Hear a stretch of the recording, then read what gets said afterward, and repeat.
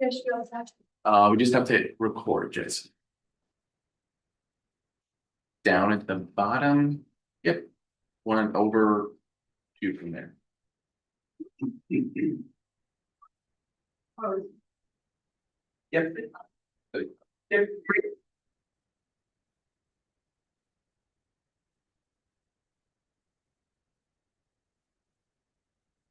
University.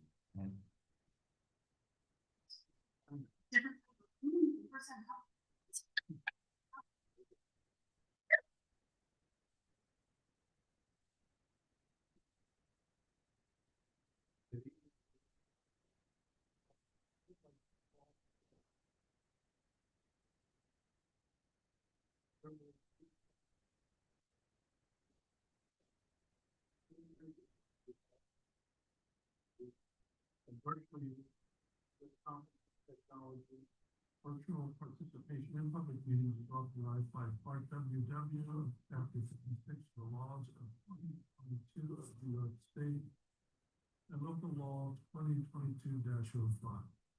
The commission operates under the provisions of the City of Victoria, Ithaca Landmarks Ordinance, and the commission's own rules of procedure. The commission comprises 7 members nominated by the mayor and approved by common council. We will begin by introducing the commission members and staff. I'm Ed Finnegan, chairperson of the commission. Janet Smith, member. Stephen Gideon, member. Avi Smith, member. Caitlin Olson, member. Brian McCracken, staff. Okay, before we begin tonight's meeting, please be advised of the following.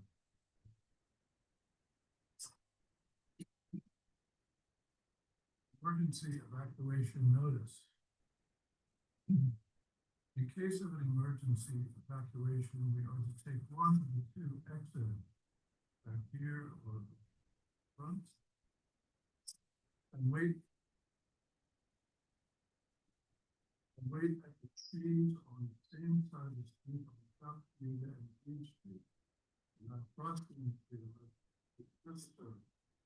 Those with restricted mobility, in the event of emergency, it is best to move in one of the stairwells, and first responders will arrive to aid you. In the event of the emergency, you will be notified at that time. We want everyone to be aware of their surroundings, offer help when it is not in detriment or the own best.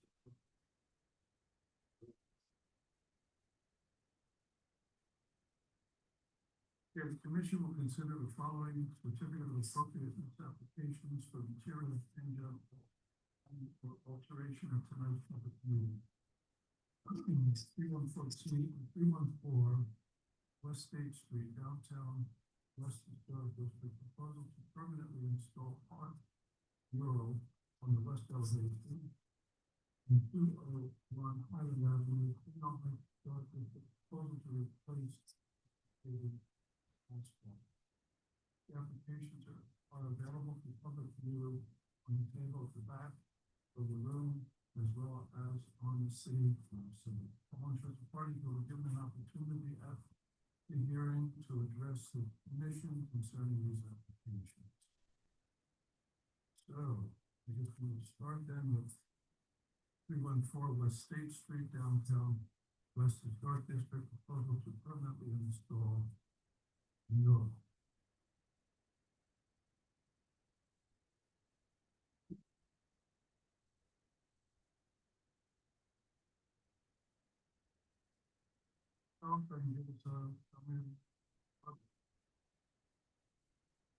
Good evening. My name is John Perry, the Executive Director of the Southern Tier 8 program.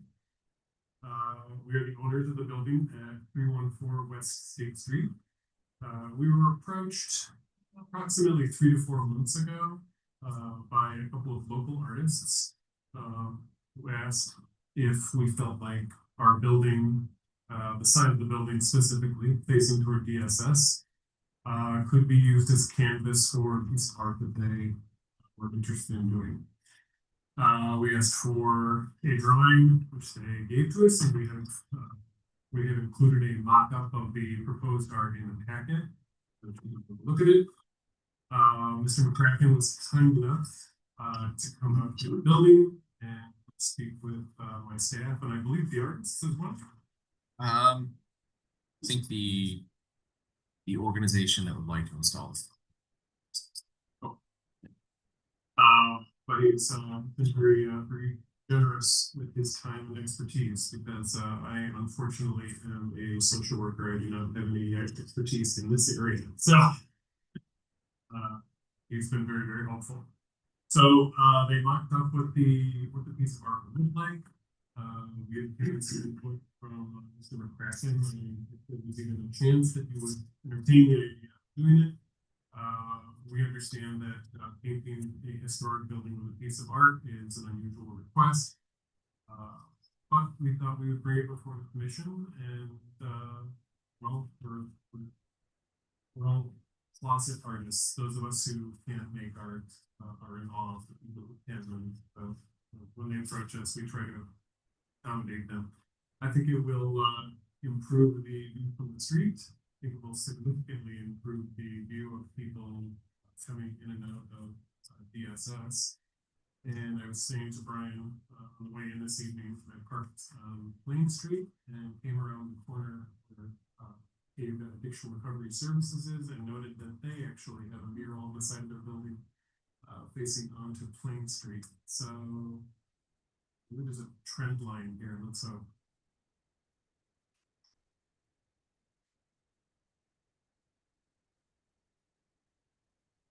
Am I correct in understanding this is just involving paint? You're not making any physical alterations to the property otherwise?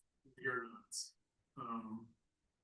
There are several openings in the building, vents, and there's a window that will be on within the piece of art. We're going to make sure that those there's a roof line as well. We're going to make sure that those are delineated with a different color, per some of the guidance provided by Mr. McCracken. So not just paint over them willy-nilly. I don't see, I personally don't see any problem with it, and I think that public art is a wonderful way to celebrate community. Don't see any preservation issues. Yeah, I would also note that where it is being proposed to be installed is an older part of the building, or excuse me, a newer part of the building. Really the addition that was added on by Planned Parenthood. So I do not believe that we're actually painting anything on original structure. And also one more thing to note, the vinyl sided clad one-story structure is actually owned by the county. It's not owned by the organization, and it isn't actually in this. Thank you. I think it sounds like a great idea. And it's my understanding that we actually don't have a say over painting the exterior of an historic building. And this does say, I think, permanent mural. I don't know if that changes how it's categorized. Yeah, so that's a really good question, Lee. So murals are categorized as art, not as painting. So the review process for the installation of any kind of art in the historic district follows the same procedure as any kind of alteration in the historic district.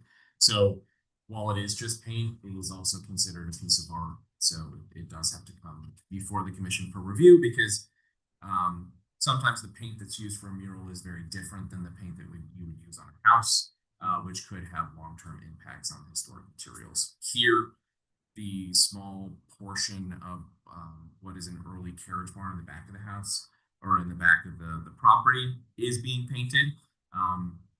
What specifications for the paint that's going to be used was included in the application, and the primer that they're using is the traditional primer that's used on regularly painted.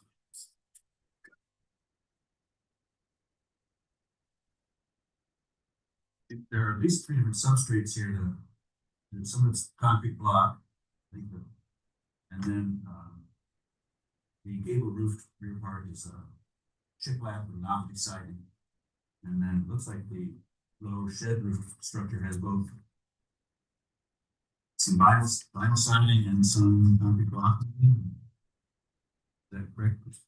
Any substrates here?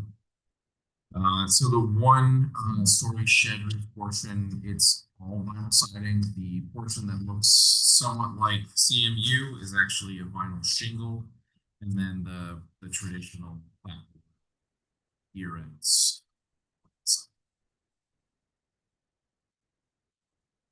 Maybe look for the gable roof. A story and a half or 2 stories. Is that, you're saying that was actually built by, that's a more recent addition than the original? It looks like a carriage barn. I think it is. So that's part of the original. It is. Potentially. Yeah, I was mistaken. One plan here, but with the some additions, structures together. House.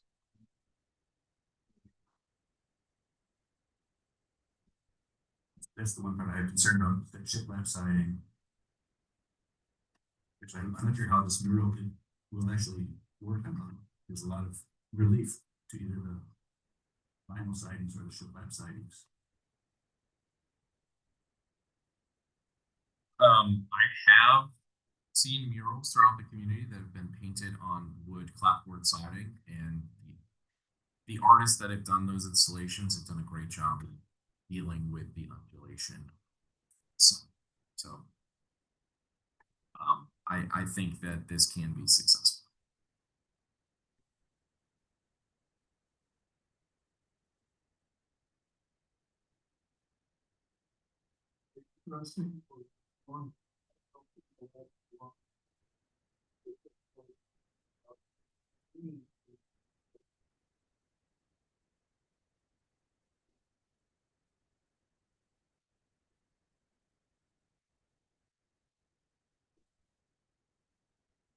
Not much another. I paint can't fit change in the future, so there's no irreparable change to the building. Good station that we will have to get the artists periodically or an artist periodically to touch up the work. Given the realities of winter in a part of the world and all these sort of things. We're kind of building that into our own thought process and our budget. We'll touch it up.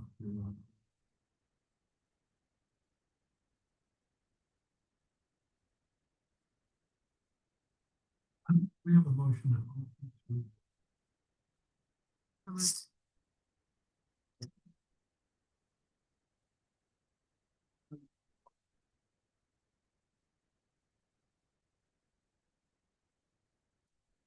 I received no written comments on the proposal, and no members of the public have signed up to speak this evening, and I don't see anyone in the audience wanting to address. Motion to close public discussion.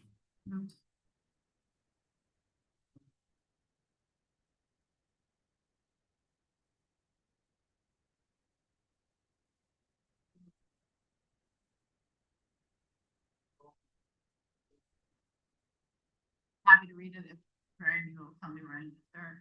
All right, if you jump in at the resolve, we read the resolution. Right. For 314 West State Street. Resolved that the ILPC has made the following findings of fact concerning the property and the proposal. It's identified in the City of Ithaca's Downtown West Historic District summary statement that appears significance for the area now known as the Downtown West Historic District is 1880 to circa 1922.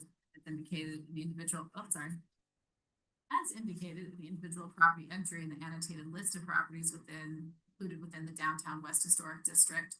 The Queen Anne style residence at 314 West State Street was designed by noted local architect Alva B. Wood and constructed between 1885 and 1886. Constructed within the period of significance of the Downtown West Historic District, possessing a high level of integrity of the property as a contributing element of the Downtown West Historic District. The proposal involves painting a mural on the west elevation of the property's non-historic cement block addition and carriage garage. In addition of this, and all the approvals of proposals for alterations, new construction, or demolition in the historic district, the ILPC must determine the proposed exterior work will not have substantial adverse effect on the aesthetic, historical, or architectural significance and value of either the landmark or the improvement is within a district, the neighboring improvements in such district. In considering architectural and cultural value, the commission shall consider whether the proposed change is consistent with historic value and spirit of the architectural style of the landmark or district in accordance with section 228-6 municipal code. In making this determination, the commission is guided by the principles set forth in section 228-6B of the municipal code, as further elaborated in section 228-6C by the Secretary of Interior Standards for Rehabilitation, and in this case specifically the following principles and standards. Principle number 2, the historic features of a property located within and contributing to the significance of an historic district shall be altered as little as possible, and any alterations made shall be compatible with both the historic character of an individual property and the character of the district as a whole. Standard number 2, the historic character of a property will be retained and preserved. Removal of distinctive materials or alterations of features and spaces that characterize the property will be avoided. Standard number 9, new additions, exterior alterations, or related new construction shall not destroy historic materials that characterize the property. The new work shall be differentiated from the old and shall be compatible with the massing, size, scale, and architectural features to protect the historic integrity of the property and its environment. With respect to principle number 2, standard number 2, and standard number 9, the proposed mural will not remove distinctive materials and will not alter features or spaces. Also, with respect to principle number 2 and standard number 9, the proposed mural is compatible with the massing, size, scale, and architectural features of the environment. Resolved that based on the findings set forth above, the proposal will not have a substantial adverse effect on the aesthetic, historical, or architectural significance of the downtown West Historic District, as set forth in section 228-6. And be it further resolved that the Ithaca Landmarks Preservation Commission determines that the proposal meets criteria for approval under section 228-6 of the municipal code. And be it further resolved that the ILPC approves the application for certificate. We have a second. All in favor? Thank you.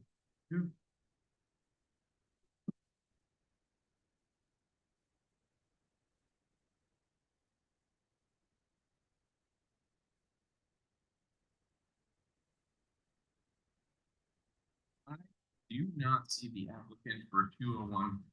I do not see the applicant for 201 Highland Ave, but if the commission is agreeable, I'm happy to present on the applicant's behalf. So the proposal is to replace the gravel paving on an existing parking area and associated drive with asphalt. You'll see in the submitted photographs that the existing gravel driveway is deteriorated. There's significant, and the parking area and associated drive do not appear to be an original feature of the property. They were likely added when the property was converted into the proposal will not change the configuration of the parking, the size of the parking area, or the configuration of the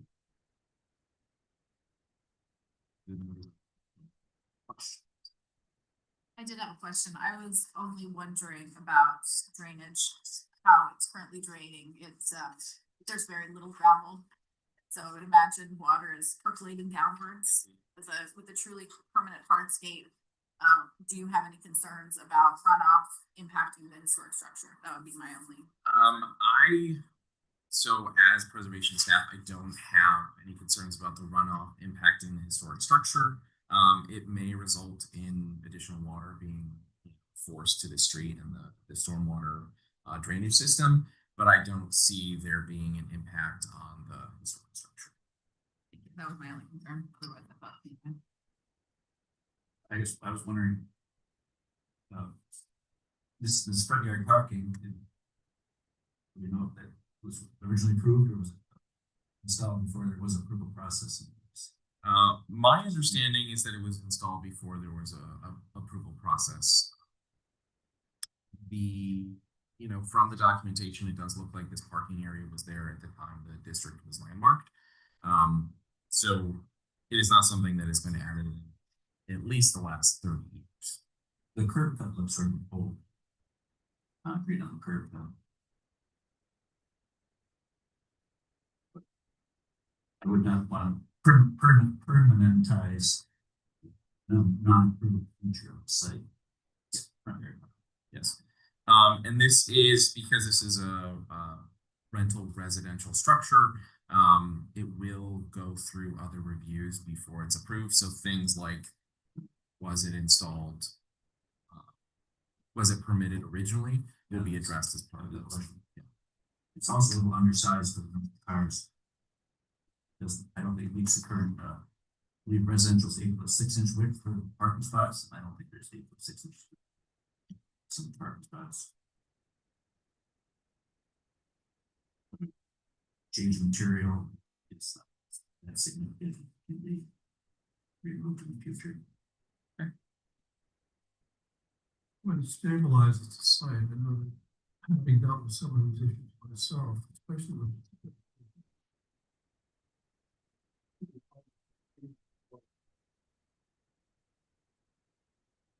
We run into this before.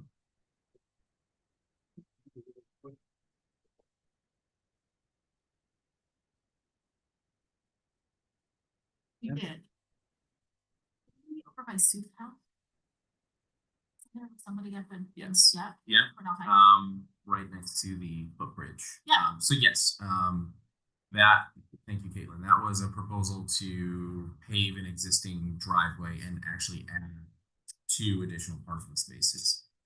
Was approved with the condition that the new parking spaces screened. Here, there are existing parking spaces, so I don't think screening them is going to make a substantial difference.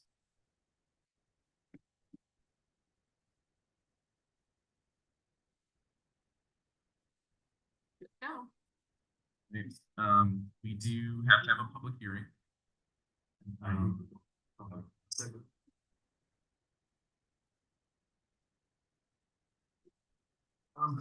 I've received no written comments on the proposal, and no members of the evening have signed up to speak this evening. Also, no members of the public that wish to speak.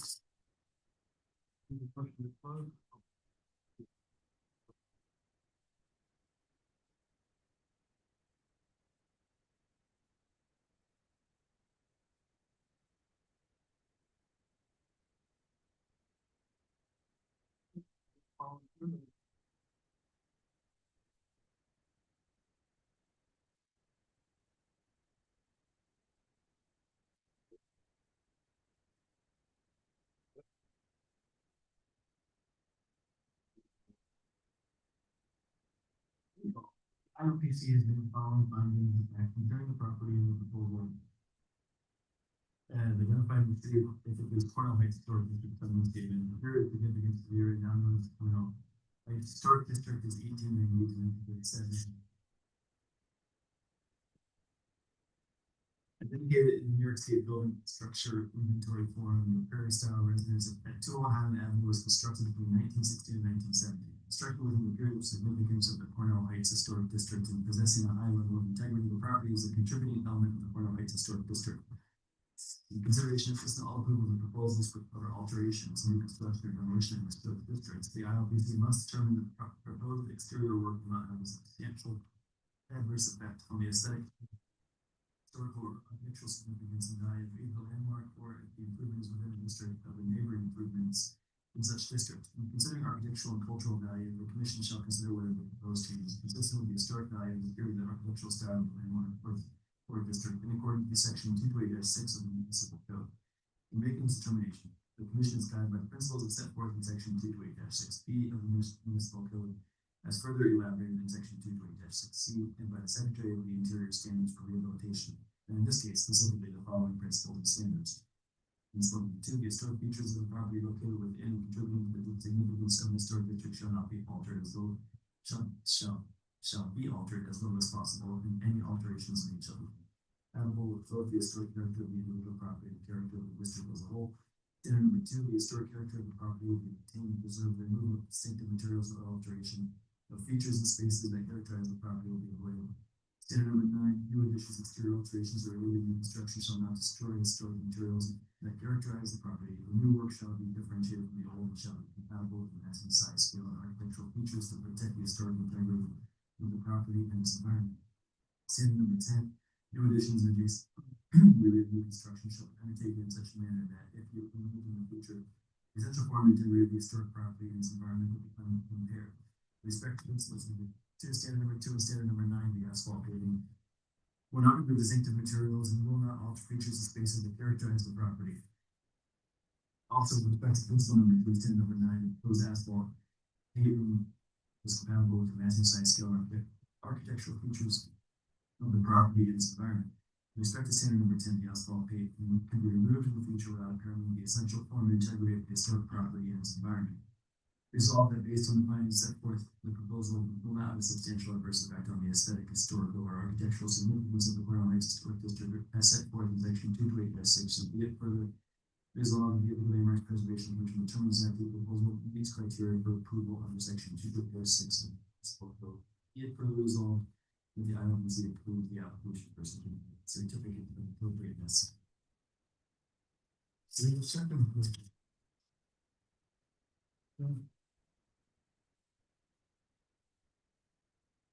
Favor.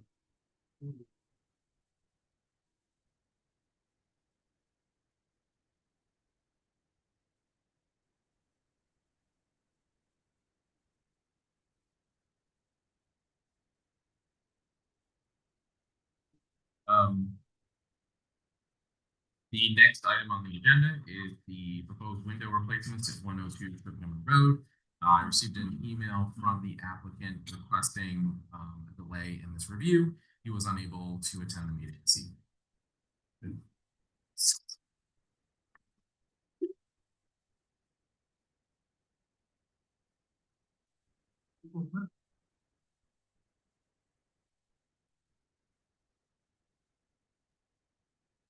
Fine, me. No problem.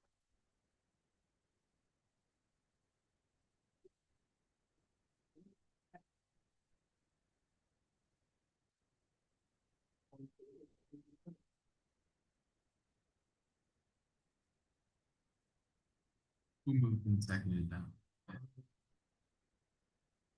Motion to approve the minutes. I would move to approve. Second. Jen and I are good at raising our hand. All in favor?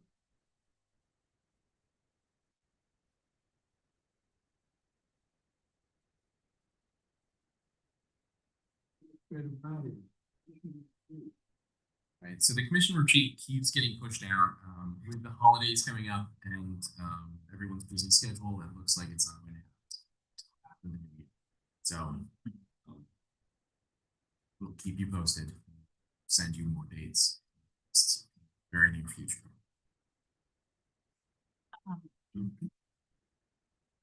Is there anything that I missed that I was supposed to fill out? I didn't see anything come through that I get a lot of Yeah, it emails. sounds like David sent the same sort of question.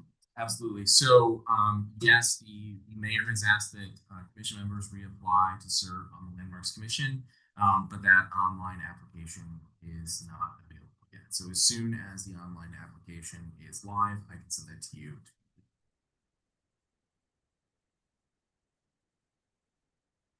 Oh. You're quicker.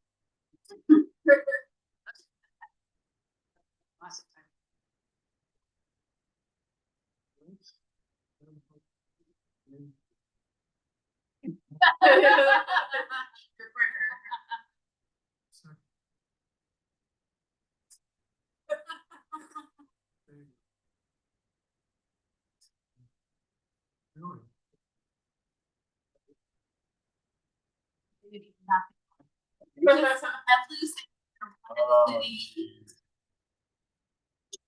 Thank you all very much. Have a great Thanksgiving. Thanks, you too. Your wife home. Oh, Still be there. I'll have to order and pick up dinner.